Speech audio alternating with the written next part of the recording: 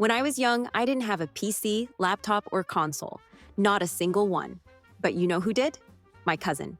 And let me tell you, I was at my cousin's house, glued to his screen so much they probably considered charging me rent. We'd play GTA, Crusader, and all the classics. We didn't have a huge collection, but that didn't matter. Who needs variety when you can drive pixelated cars off bridges over and over again for hours? Those games weren't just entertainment, they were an entire lifestyle. Fast forward to today, and I find myself surrounded by thousands of games at my fingertips. I've got a powerful rig capable of running the most demanding titles with ease. But guess what? I'm staring at my game library like it's a fridge full of food I don't want to eat. How did this happen? Why is it so hard to just sit down and play? Back in the day, when school ended, I'd sprint to the nearest internet cafe like I was auditioning for the Olympics. Remember those places? Rows of humming PCs, the distinct aroma of instant noodles, and a cacophony of teenagers yelling, "Rush B, no stop!" My friends and I would dive into League of Legends or CS:GO until the owners literally turned off the lights or playing for hours until our parents dragged us home.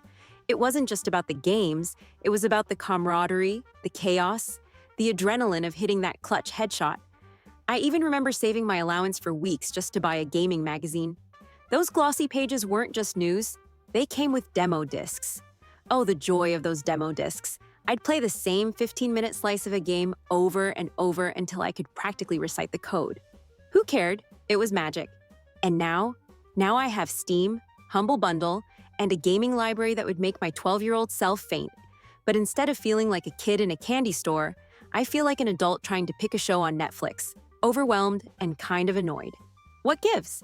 Have I outgrown the thrill of gaming, or have games themselves lost their charm? First up, 25 years ago, games were simple.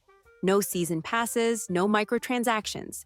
You paid for a game and you got the whole game. And the people making those games?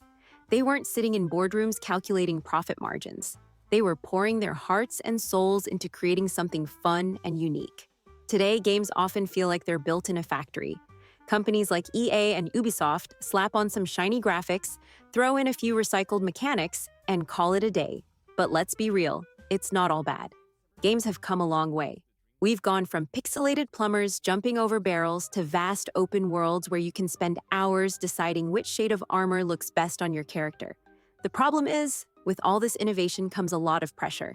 Today, games are judged on everything: graphics, story, voice acting, sound design, and heaven forbid, bugs. Developers are expected to deliver perfection on a tight schedule, which often leads to day-one patches bigger than the game itself. Still, maybe it's not just the games, maybe it's me. When I was a kid, my biggest responsibility was finishing homework. Now life is full of adult stuff. Bills, work, and thinking what kind of video I want to make and what kind of videos you guys want to see. A sprawling 80-hour RPG feels less like an epic adventure and more like a part-time job. Sometimes, it's easier to just jump into a quick online match with friends and call it a day. Yet despite everything, the magic of gaming isn't completely gone.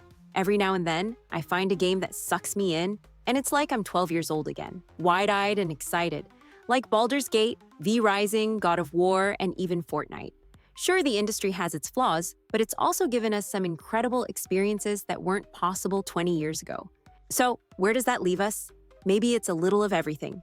Games have changed, I've changed, the world has changed, but one thing's for sure, gaming will always be a part of who I am.